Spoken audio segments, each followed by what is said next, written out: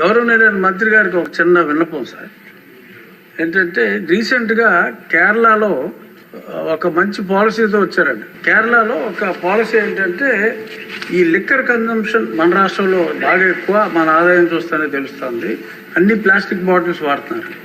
కేరళలో ఎగ్జాంపులరీగా ఒక్క జిల్లాలో మొదలు పెట్టారు. ఏంటంటే ఆ బాటిల్ మీద 10 రూపీస్ ఎక్స్ట్రా ఛార్జ్ చేస్తున్నారు. ఛార్జ్ చేసిన తర్వాత ఖాళీ బాటిల్ ఇచ్చిన వెంటనే they have to repay the 10 rupees.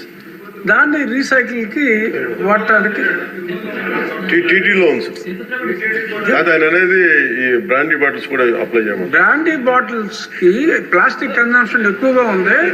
ఎక్కడ పడితే అక్కడ పడేస్తున్నారు కాబట్టి హ్యూజ్ కన్జంప్షన్ ఒక దగ్గర కలెక్ట్ అవుతుంది.